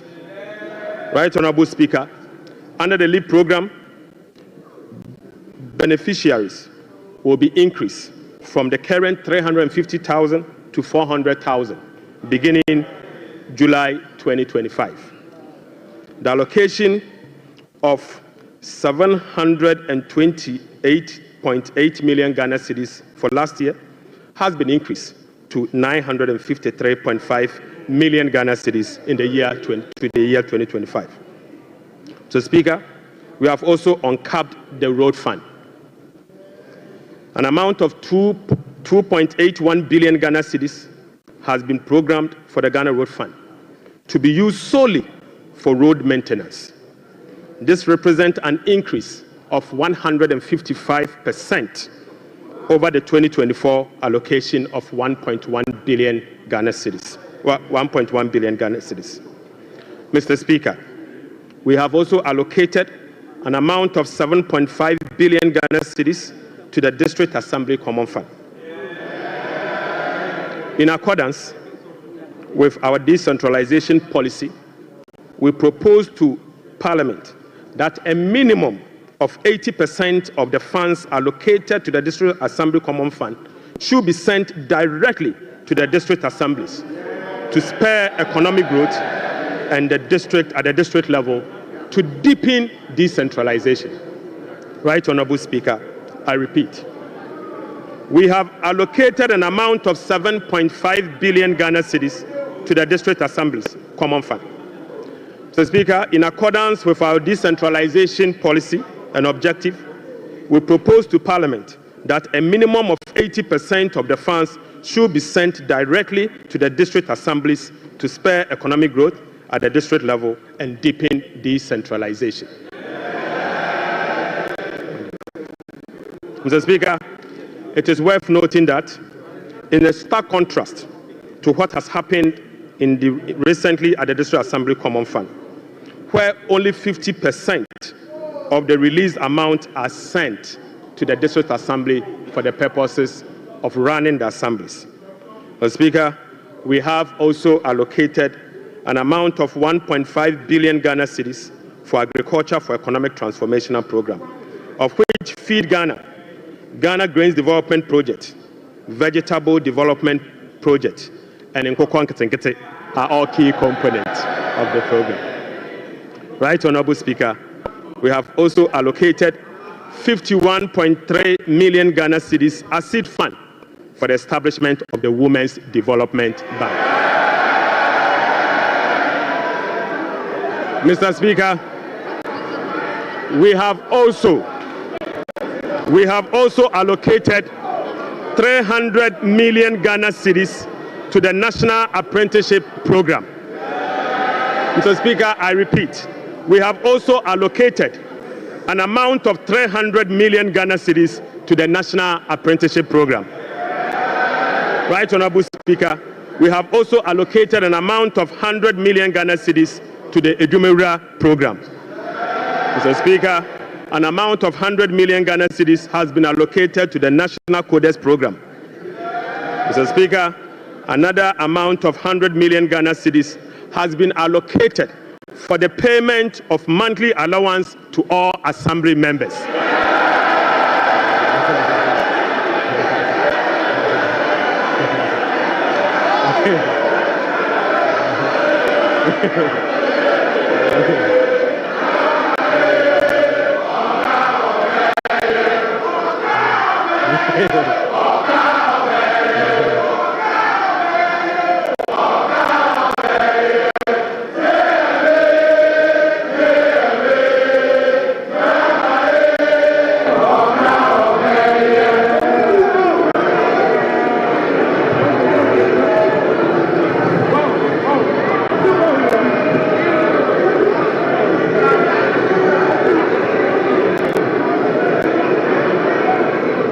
Mr. Speaker, Right Honorable Speaker, sector ministers will be presenting to this House a detailed sectorial performance and outlook, as well as, Mr. Speaker, sector ministers will be presenting to this House a detailed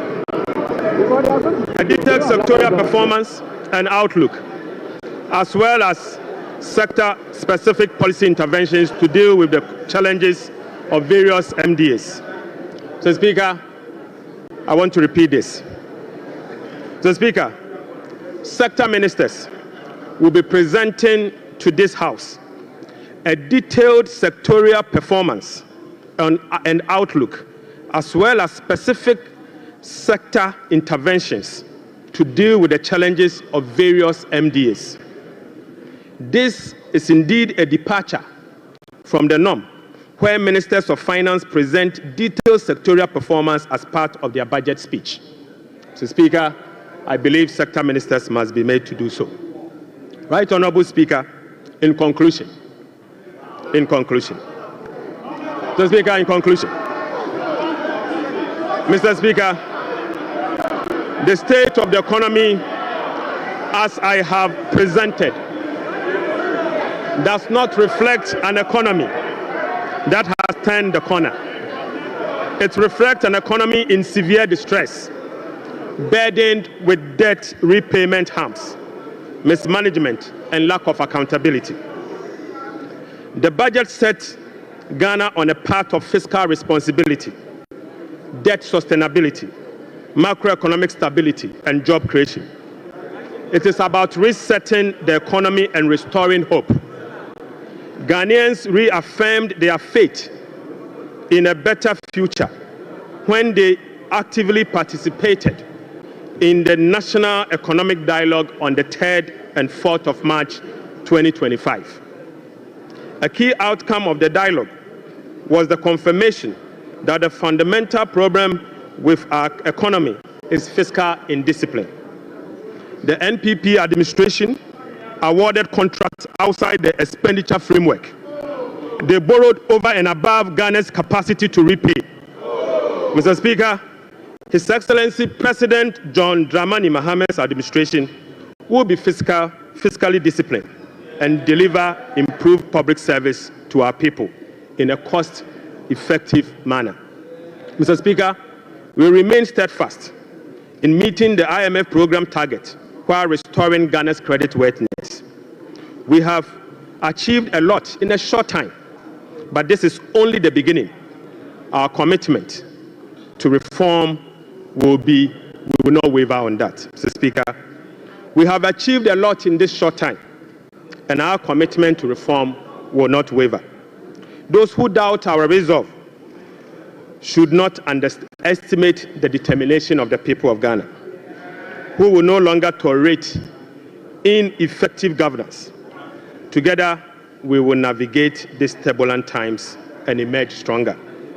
Mr. Speaker, we are making serious progress. Right Honorable Speaker, we are making progress. We committed to running a lean, efficient government of 60 ministers. Mr. Speaker, we have delivered.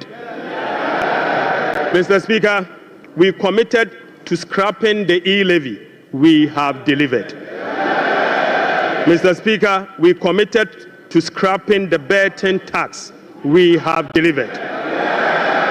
Right Honorable Speaker, we committed to eliminate academic fee for first-year public tertiary students. We have delivered. Mr. Speaker, we committed to providing free tertiary education for all people with disability. We have delivered. Mr. Speaker, we committed to providing dedicated source of funding for free secondary education. We have delivered. Mr. Speaker, we committed to distributing sanitary pads to our schoolgirls. We have delivered. Mr. Speaker, we committed to uncap Get Fund. We have delivered. Mr. Speaker, we committed to uncap the national health insurance. We have delivered. Right Honorable Speaker, we committed to uncap the road fund to maintain our roads. We have delivered. Mr. Speaker, we committed to hold a national forum on education. We have delivered. Right Honorable Speaker, we committed to hold a national dialogue on the economy. We have delivered. Mr. Speaker, we committed to deliver free primary health care. We have delivered. Mr. Speaker, we committed to deliver Mahama Care Program to finance the treatment of non-communicable disease. Mr. Speaker, we have delivered. Mr. Speaker, we committed to deliver free textbooks to school children. We have delivered. Mr. Speaker, we committed to begin the implementation of $10 million Big Push program. Mr. Speaker, we have delivered. Mr. Speaker, we committed to constitute a review process for our constitution. Mr. Speaker, we are delivering. Mr. Speaker, we committed to build the Ghana we want together. We are delivering. Right, Honorable Speaker, we committed to recover all looted state funds under our Operation Recover All Loot program. We are delivering. Mr. Speaker, we committed to reset Ghana. We are delivering. Right, Honorable Speaker, I call on Parliament, the business community, civil society, investors, and all citizens to support the bold reforms outlined in this budget. Together, Mr. Speaker, we have the power to build a resilient economy that will help us tackle the challenges we face as a country. This budget is a foundation upon which we will build a more resilient and equitable society. Mr. Speaker, this budget is not just about numbers. It is about a blueprint for growth, stability, and opportunity. With unity and determination, we can restore faith in our economy, foster innovation, and uplift every Ghanaian. Mr. Speaker, with unity and determination, I repeat, we can restore faith in our economy, foster innovation, and uplift every Ghanaian. Right, Honorable Speaker, on behalf of His Excellency the President, I invite this House to join hands with us as we work to build the Ghana we want together. Mr. Speaker, I thank you so much. Idebi Keke.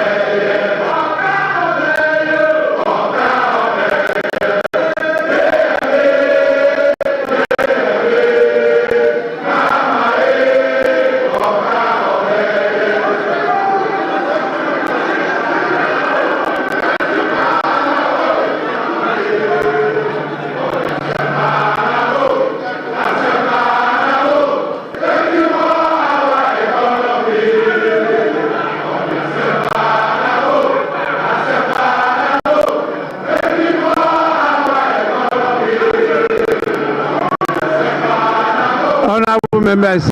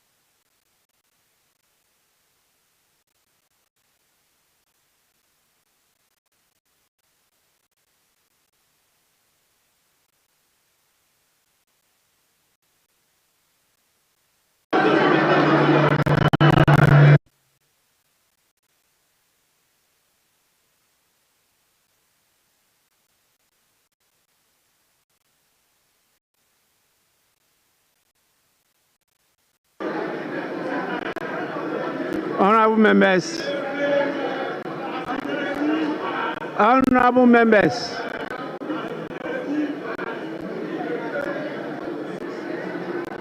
Honorable members.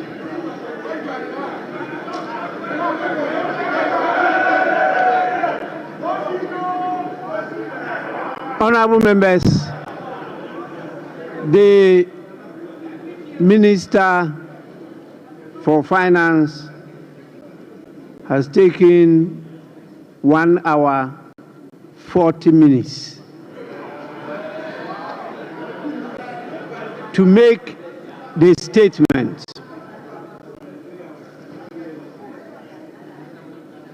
And I believe by our standing orders, the statement time is ended. We now move on to the commencement of public business. Item 8, presentation of papers. The following papers to be presented. Presentation of papers. The following papers to be presented. 8A by the Minister for Finance. Annual report on the Petroleum Fund for the 2024 fiscal year. Honorable members, this refers to 8A Roman 1, and this has been presented and is referred to the Finance Committee for consideration and report to the House. We now move on to 8A Roman 2.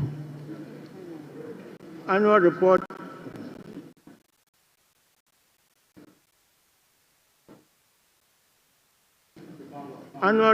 on the collection and utilization of the African Union Import Levy for the 2024 fiscal year.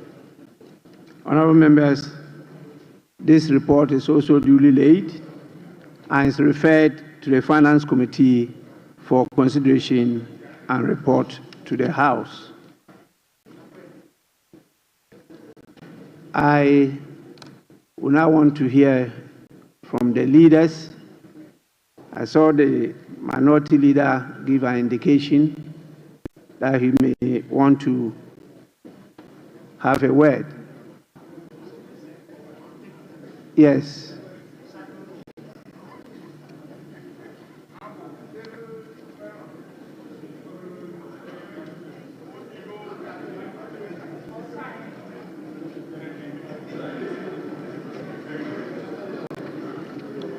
Yes, minority leader. Mr. Speaker, this afternoon we have been presented with part 2 of the lamentation series. The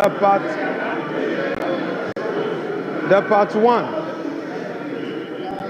Mr. Speaker, the part 1 was Mahamanomics.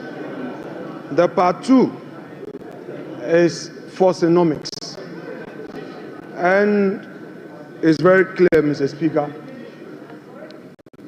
that under the economy that they complain about, the growth was 5.7%. And under the research economy, the growth is rather going down. You are projecting a 4-point-something growth. That is what you are doing. Mr. Speaker, the economy that they complain about left us with 4 months of import cover, and they are projecting under reset 3 months. Mr. Speaker, these are the very people who managed the economy up to 2016 and left us with some IPP debts. Today, they are telling us that they are coming to renegotiate the very disaster they left us. Mr. Speaker, Honorable We want Minority the Leader. debate. Honorable Minority Mr. Speaker, Leader. we are not debating today. We are giving an indication. Honorable Minority Leader, please be guided by Order 91. Mr. Speaker, exactly so. Very, very guided by that. Mr. But Speaker, I may read Order 91. your statement was that you are not debating today. Oh, Mr. Speaker, we are not making comment on it. We are not going to make comment today. 91, Mr. Speaker, when he makes a statement, we are supposed to comment on it.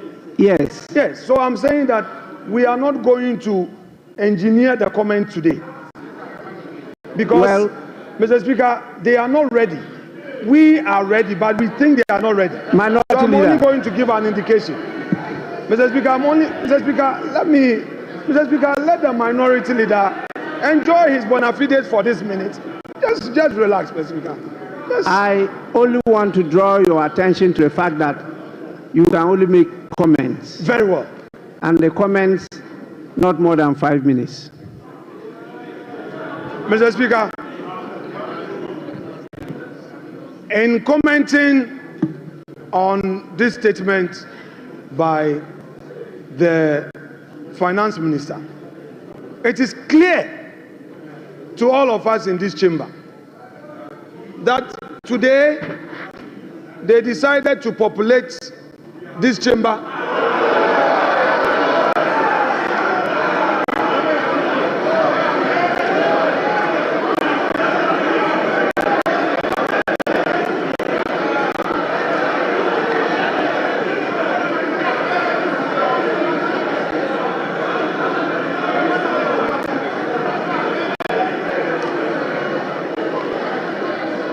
Mr. Speaker, they populated this chamber with their members only to come Honorable Minority and sing. Leader. Yeah, Mr. Speaker.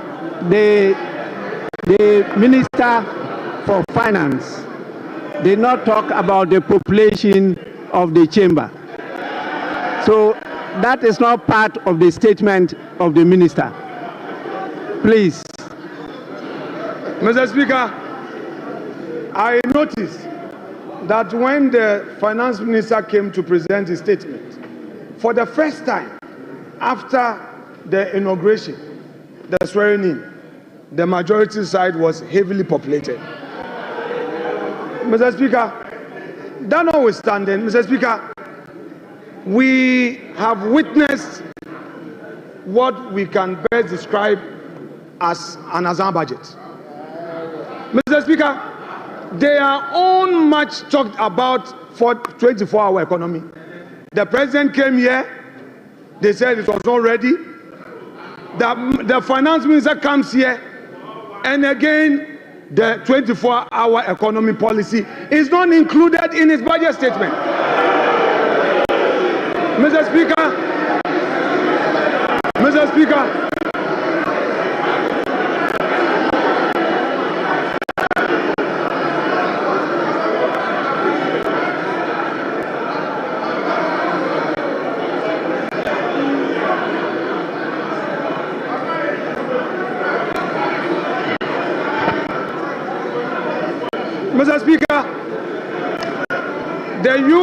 the youth of this country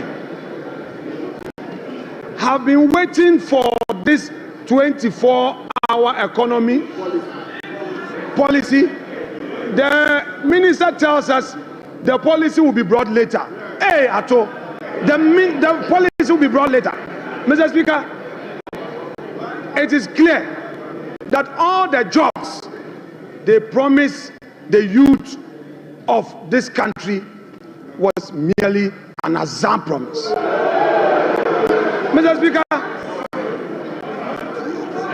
there is no inspiration from this budget.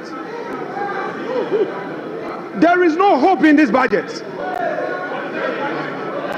The repetition of the social intervention programs, Mr. Speaker, and then the minister complained that some contracts at the road sector had no commencement certificate. Go to the Chain Homes Road. There is a road construction on the Chain Homes. there is a new road being constructed to the 10 rooms with a new roundabout. There is no commencement. We did a search. There is no commencement. There is no PP approval.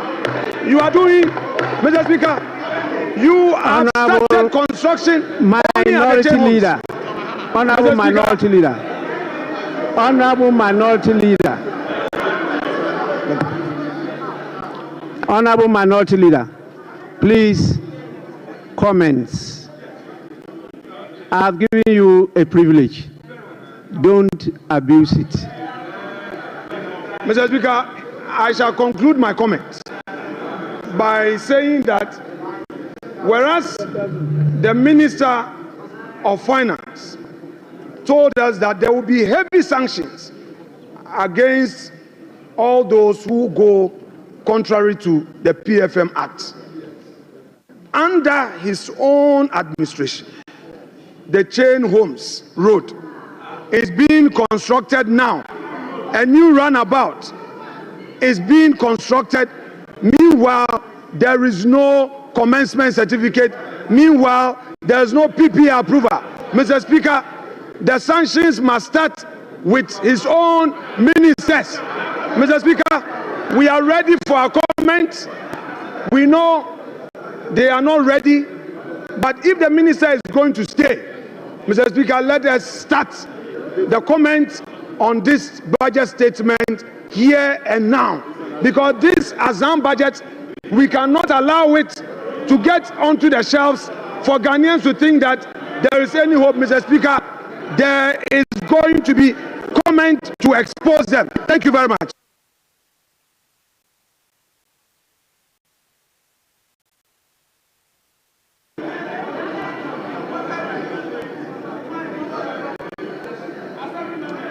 Honorable Majority Leader.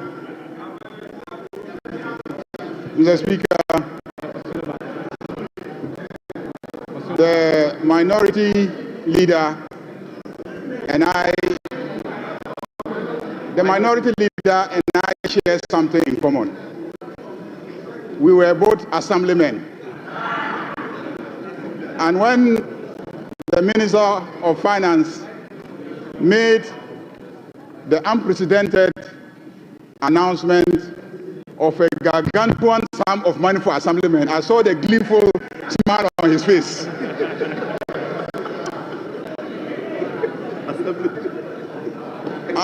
Unfortunately, it will not apply to ex-assemblymen.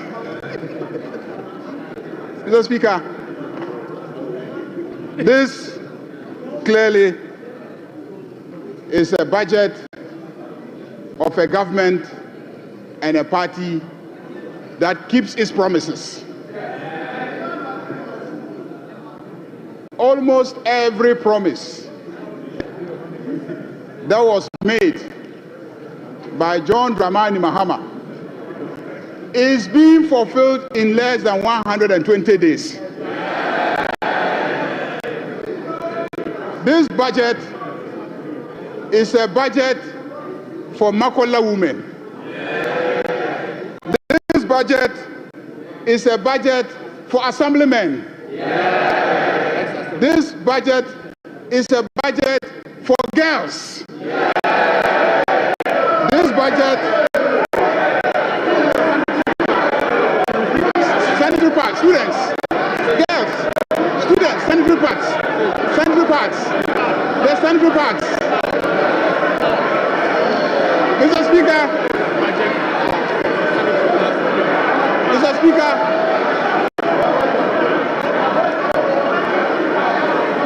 Mr. Speaker,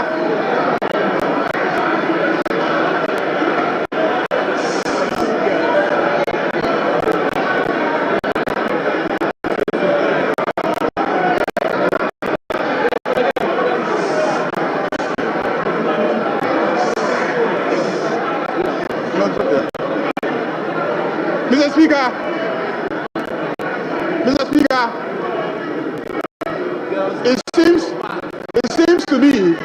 it seems to me that the men on this side have started using sanitary pads. Because the sanitary pad is for the female students. That's why I said girls. Mr. Speaker, this is a budget for school children. They will now get the set of textbooks that they need to study. And peace of mind. Mr. Speaker, this is a budget that delivers solid reforms. And this is a budget that is moving our growth from Galamsey growth to real growth. Yeah. Mr. Speaker, by the time we finish implementing this budget, and by the time we finish implementing the three that will come after this one, Osunu Baya Nkitikiti. Osunu Baya Nkitikiti. Osunu Nkitikiti. To wait, Mr. Speaker, the elephant will become small. Osunu Baya Nkitikiti. Majority Leader.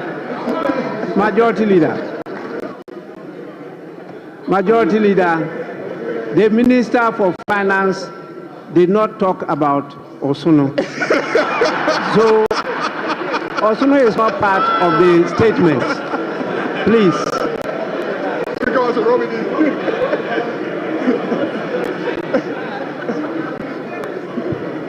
Mr. Speaker, on that note, I want to assure my friend, the minority leader, that the road at Chin Homes that is being done is not a new project. It's not a new project. So don't.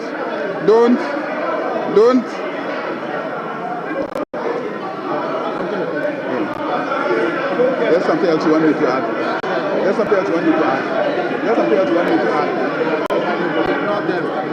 Yeah.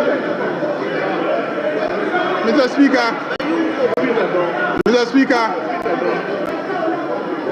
Speaker, this is a budget that gives hope to Ghanaians. This is a budget that will stabilize the economy. This is a budget that will create jobs for the youth of this country. Because this is a budget that will stabilize the economy and provide the enabling environment for the private sector to thrive and create jobs for the youth of this country. Mr. Speaker, fishermen, Okada riders, taxi drivers, students, and the energy sector is going to be salvaged by the implementation of this budget. Mr. Speaker, I want to thank the Minister of Finance for making the statement and to assure my friend, the minority leader, that we are ready to debate their records and our records, and we are ready to demonstrate that the proposals contained in the statement of the Minister of Finance will indeed reset Ghana. Ghana is being reset. Thank you very much, Mr. Speaker.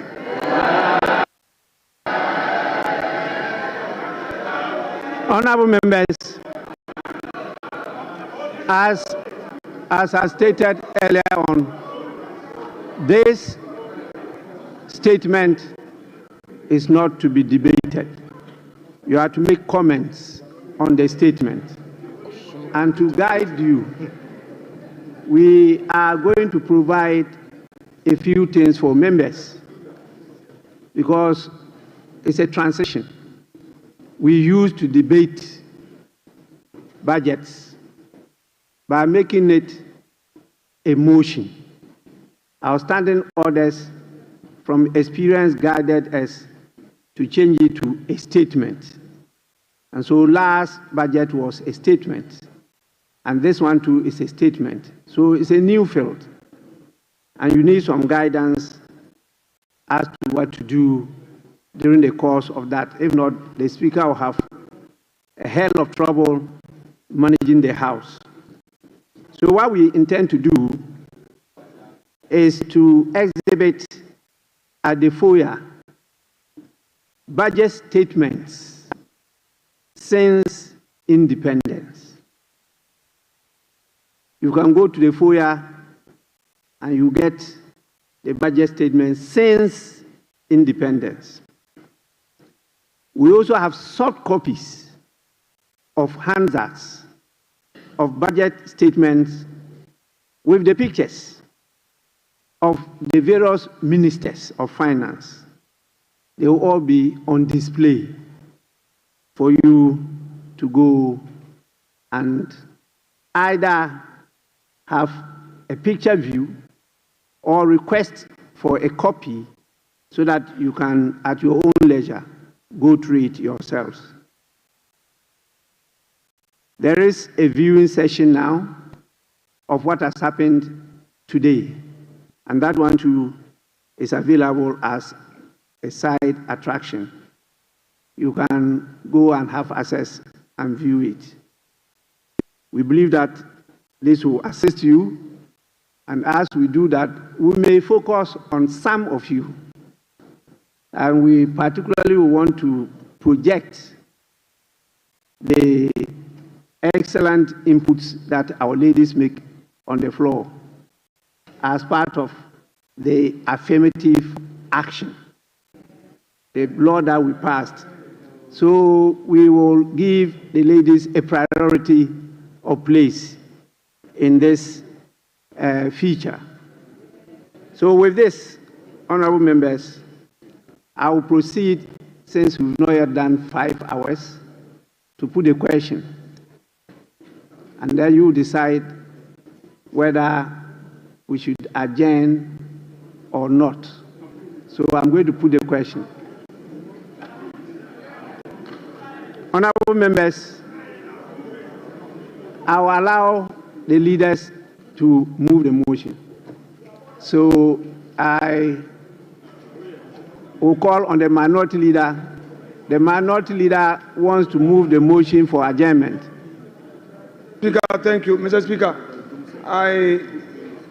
I believe that since 7th January, this is the first time the majority is entering this in full. So we can stay, we can do some 2 more hours of comment before we move the motion for adjournment. So, Mr. Speaker, this is the first time we are having a full house. So, Mr. Speaker, let's give them the opportunity to comment, especially those who are not regular in this chamber. So, once we are done, we can then move the motion to adjourn the House. Mr. Speaker, that is my humble prayer. I don't know whether they would agree, but if they are in a hurry to go back home, Mr. Speaker, I would therefore move that this House be adjourned to enable them go back home.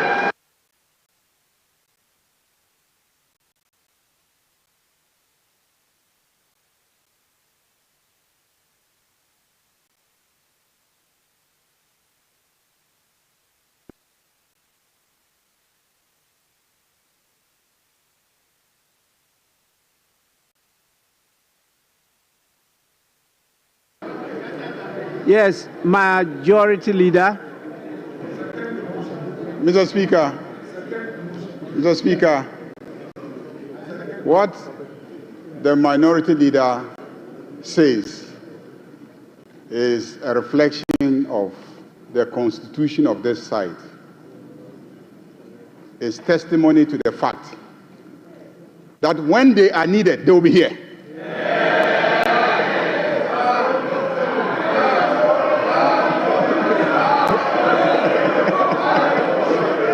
When they are needed, they will be here.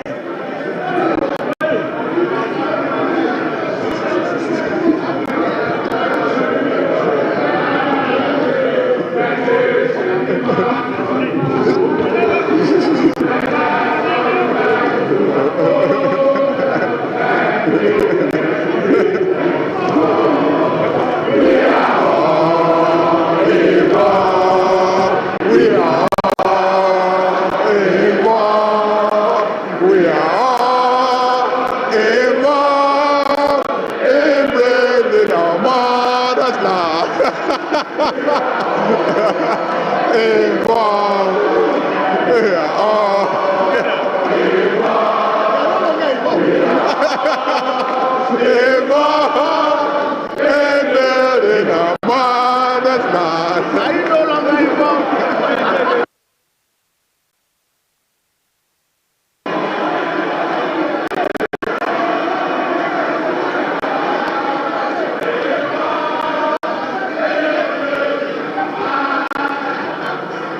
Honorable members,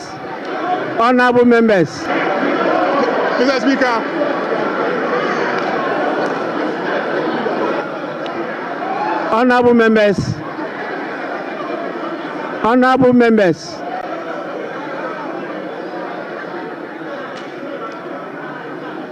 honorable members, please, honorable members, the Winneba choir sings.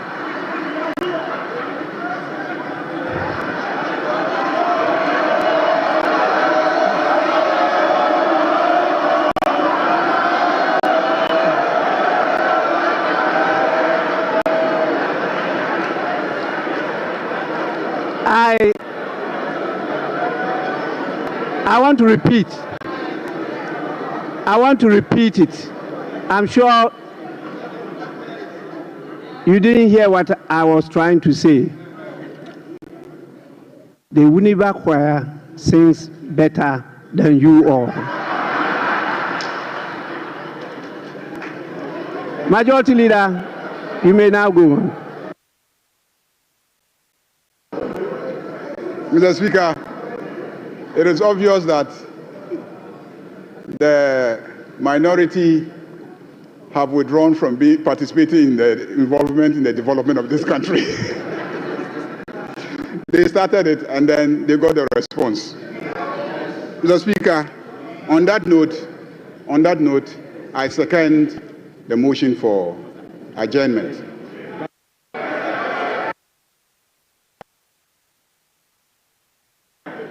Honorable members, those in favor of the motion for adjournment, say aye. Those against the motion for adjournment, say no.